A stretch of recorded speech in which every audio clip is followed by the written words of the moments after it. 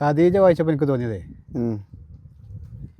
അതായത് നമ്മളെ പഴയ കാല കഥകൾക്കൊന്നും മാർക്കറ്റ് ഉണ്ടാവില്ല എന്നൊരു ധാരണ ഉണ്ടായിരുന്നു. ഉം, ഉം, ഉം.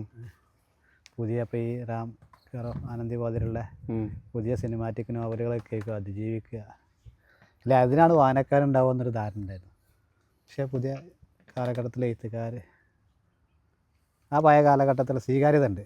അതായത് ഏതായാലും അതിൻ്റെ മൊഞ്ചോടെ അവതരിപ്പിച്ചാൽ അതിന് വായനക്കാരുണ്ടെന്ന് ഖദീജ വായിച്ചപ്പോൾ എനിക്ക് തോന്നി. കാരണം അതിന് അത്യാവശ്യം മോശമില്ലാത്ത അഭിപ്രായമുണ്ട്. ഈ നമ്മൾ ഈ പഴയ കാലത്തെ ഇപ്പോൾ പുതിയ കാലത്തെ ആൾക്കാർ വായനക്കാർ ഉണ്ടാവുമോ ഇല്ലെന്നുള്ള ആശങ്ക ഒക്കെ ആൾക്കാരിൽ ഉണ്ടാക്കണത്, അങ്ങനെ വരുമ്പോൾ നമ്മളിപ്പോൾ ബാല്യകാലസഖി 1944 എഴുതിയതാണ്. അതേപോലെ ഖദീജ 2025 ഇത് രണ്ട് കാലഘട്ടത്തിനെ പ്രതിനിധാനം ചെയ്യുന്ന രണ്ട് പുസ്തകങ്ങളാണ്. പക്ഷെ രണ്ടും പ്രണയത്തിൻ്റെ തീവ്രമായിട്ടുള്ള ചില ഘട്ടങ്ങളിലൂടെ കടന്നു പോകുന്ന രണ്ട് പുസ്തകങ്ങൾ.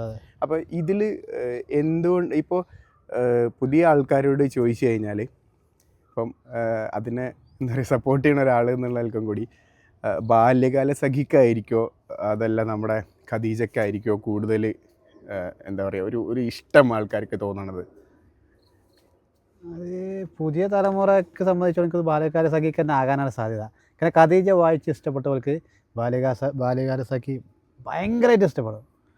കാരണം സെയിം കഥ പറച്ചിലാണ്, അങ്ങനല്ല ഒരു കാലഘട്ടം വിവരിക്കുക എന്നുള്ളത്. അപ്പം പുതിയ ആൾക്കാർ ബാല്യകാല സഖി വായിച്ചിട്ടില്ലെങ്കിൽ ഒന്ന് തിരിച്ചു പോയി വായിക്കണം എന്നാണ്.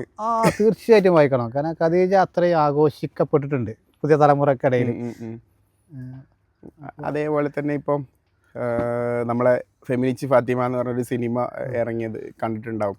സ്വാഭാവികമായിട്ട് ഫെമിനിച്ചി ഫാത്തിമയിൽ ഉള്ള ഒരു ആശയങ്ങൾ ഈ പറഞ്ഞതുപോലെ വളരെ പച്ചയായിട്ടുള്ള ചില പ്രദേശത്തിൻ്റെ ഒക്കെ ചില സംസ്കാരത്തിനെയൊക്കെ സൂചിപ്പിക്കുന്ന, അത് മതവുമായി ബന്ധപ്പെട്ടതാവാം, അല്ലാതെയൊക്കെ വീട്ടകങ്ങളിൽ ഒരു സ്ത്രീ എങ്ങനെയായിരിക്കും എന്നുള്ള രീതിയിലൊക്കെയാണ് ചർച്ച ചെയ്തു പോകുന്നത്. അപ്പോൾ ഇതിൽ നിന്ന് മാറിയിട്ട് ഒരു സ്ത്രീയുടെ യഥാർത്ഥ പ്രണയഭാവങ്ങൾ എങ്ങനെയാണ് എന്നുള്ളിടത്താണ് നമ്മൾ ഖദീജ ഒരു പക്ഷേ എഴുതിയിട്ടുള്ളത്. അപ്പോൾ ഖദീജയെ കുറിച്ച് ഒരു ചെറിയൊരു ബ്രീഫ് ഡിസ്ക്രിപ്ഷൻ നമ്മൾ ആൾക്കാർക്ക് വേണ്ടിയിട്ടൊന്ന് പറയാൻ പറ്റും?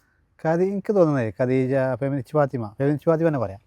അതായത് നമ്മൾ നവോത്ഥാനം, കുറേ ആളുകൾ ഇവിടെ, കുറേ രാഷ്ട്രീയ പാർട്ടികൾ, നവോത്ഥാന പാർട്ടികളുണ്ട്, സംഘടനകളൊക്കെ ഉണ്ട്.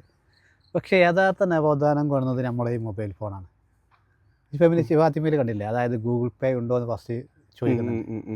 അവസാനം ഗൂഗിൾ പേയിലാണ് സ്വന്തമായിട്ട് ഒരു പൈസ ഉണ്ടാക്കി ഗൂഗിൾ പേയിൽ അയച്ചു കൊടുക്കുന്നൊരു ഇതിലൂടെയാണ് സിനിമ അവസാനിക്കുന്നത് എന്ന് പറഞ്ഞ മാതിരി. അതായത് മൊബൈൽ ഫോണാണ് നമ്മളൊക്കെ ഈ അകത്തളങ്ങളിലൊക്കെ ഉണ്ടായിരുന്ന കുറേ ഉമ്മമാരെയും അത്തമാരെയും ചേച്ചിമാരെയൊക്കെ എന്ത് ചെയ്തിട്ടുണ്ടേ ഒരു നവോത്ഥാനം കൈവരിക്കാൻ കാരണമായത്. നിനക്ക് അത് മൊബൈൽ ഫോൺ തന്നെയാണ് ഒരു ഏറ്റവും വലിയൊരു മാധ്യമമായിട്ട് മാറിയത് എനിക്ക് തോന്നിയിട്ടുണ്ട്. അപ്പം രണ്ട് കാലഘട്ടത്തിന് അടയാളപ്പെടുത്തുന്ന രണ്ട് പുസ്തകങ്ങളെക്കുറിച്ച് നമ്മൾ പറയുമ്പോൾ തന്നെ അതിനോട് ചേർന്ന് കുറേ കാലങ്ങളായിട്ട് ആചരിച്ചു പോരുന്ന ഒരു കാര്യം കൂടിയാണ് നമ്മളെ ഫെമിനിസ്റ്റ് ഫാത്തിമയിലുള്ള ചില കാര്യങ്ങൾ എന്ന് പറയുന്നത്. അപ്പോൾ ഇതിനെക്കുറിച്ച് സംസാരിക്കുമ്പോൾ എന്താണ് നമ്മളെ പുതിയ കാലഘട്ടത്തിൽ നമ്മുടെ പുതിയ എഴുത്തുകാർ ഇനി എന്താണ് കൂടുതൽ ശ്രദ്ധിക്കേണ്ടിയിരിക്കുന്നത് എന്ന് തോന്നിയിട്ടുള്ളത്? പുതിയ എഴുത്തുകാർ ശ്രദ്ധിക്കേണ്ടിയിരിക്കുന്നത് തോന്നിയാലേ അങ്ങനെ പ്രത്യേകിച്ചും ശ്രദ്ധിക്കാനില്ല എന്ന് പറയാം. എഴുതണം. എഴുതണം. അതായത് ഈ ഖദീജയൊക്കെ വായിച്ചപ്പോൾ നമുക്ക് തോന്നിയെന്ന് വെച്ചാൽ എല്ലാവരുടെ ഉള്ളിലും കുറച്ചൊക്കെ ഒരു ചെറുകഥ എഴുതാനുള്ള ആശയങ്ങളും അനുഭവങ്ങളൊക്കെ എല്ലാവരുടെ ഉള്ളിലും ഉണ്ട്. എല്ലാവരും എഴുതണം. അതായതിപ്പോൾ നമ്മളെ മുഖ്യധാര നമ്മളെ കമ്മ്യൂണിസ്റ്റ് പ്രസ്ഥാനങ്ങളൊക്കെ എഴുത്തിനെ പ്രോത്സാഹിപ്പിച്ചിരുന്ന ആളുകളായിരുന്നു. പക്ഷേ ഇപ്പോൾ അങ്ങനെ അത്ര പ്രോത്സാഹനമൊന്നും കാണുന്നില്ല. മറ്റു പല ആളുകളൊക്കെ ഏറ്റെടുക്കുന്നത് എഴുത്തുകാരെ പ്രോത്സാഹിപ്പിക്കണം. കഴിഞ്ഞ വർഷത്തെ കേരള ലിറ്ററേച്ചർ ഫെസ്റ്റിവലൊക്കെ കാണുന്ന സമയത്ത് ചില പ്രഗത്ഭരായ എഴുത്തുകാർ ഇരുന്നിട്ട് പറയുന്നത് പുതിയ ഇപ്പം നമ്മളെ റാം കെയർ ഓഫ് ആനന്ദി പോലുള്ള പുസ്തകങ്ങളെക്കുറിച്ചൊക്കെ ചില എതിരഭിപ്രായങ്ങൾ അവരുടെ ഭാഗത്തു നിന്നുണ്ടായിട്ടുണ്ട്. അതായത് മലയാള ഭാഷയുടെ വലിയ തലങ്ങളിലേക്ക് ആ പുസ്തകങ്ങൾ പോയിട്ടില്ല എന്നും പച്ചയായി എഴുതി വെച്ചിരിക്കുകയാണ് എന്നുള്ളതൊക്കെ. ഇതൊക്കെ ഒരു കാലഘട്ടത്തിൻ്റെ, യഥാർത്ഥത്തിൽ ഈ കാലഘട്ടത്തിൽ ജീവിക്കുന്ന കുട്ടികൾക്ക് ഈ കാലഘട്ടത്തിൻ്റെ ഒരു അനുഭവങ്ങളല്ലേ ഉണ്ടാവുള്ളൂ. അവർക്ക് അതിൻ്റെ ഭാഷ വൈവിധ്യങ്ങളല്ലേ ഉണ്ടാവുക. അപ്പോൾ അവർ ശരിക്കും അതല്ലേ പ്രസൻറ്റ് ചെയ്യേണ്ടത്. അപ്പോൾ അങ്ങനെയുള്ള എഴുത്തുകാരുടെ അഭിപ്രായത്തോടെ എങ്ങനെയാണ് യോജിക്കേണ്ടത്? അതായത് ഞാൻ പറയാൻ വെച്ചാൽ നമ്മളൊക്കെ ഒരു ബാലരമ, ബാലമംഗളം, പൂമ്പാറ്റ, പിന്നെ മലയാള മനോരമ, മംഗളം വാരികകൾ ഇങ്ങനെയൊക്കെ വായിച്ചിട്ട് വന്ന ആളുകളാണ് നമ്മളെ കുട്ടിക്കാലം. പക്ഷെ ഇപ്പോഴത്തെ തലമുറ പറഞ്ഞാൽ സിനിമകൾ കണ്ടിട്ടാണ്. സിനിമയുടെ തിരക്കഥ അത് തിയേറ്ററിൽ ഇരുന്നിട്ട് ആ തിരക്കഥക്കനുസരിച്ച് ഇങ്ങനെ മൈൻഡ് ചലിപ്പിച്ചിട്ട് അങ്ങനെ ഒരു ആസ്വാദന രീതി കൈവരിച്ച സമൂഹമാണ്. അപ്പോൾ ഈ റാം കെയർ ഓഫ് ആനന്ദിയിൽ ഒരു സിനിമാറ്റിക് ശൈലിയാണ് അതായത് സിനിമയുടെ തിരക്കഥ എഴുതുന്ന ആ കറക്റ്റ് പാറ്റുകളിൽ അതാണ് ആ നോവൽ ഉരുത്തിരിഞ്ഞ് വന്നിട്ടുണ്ട്.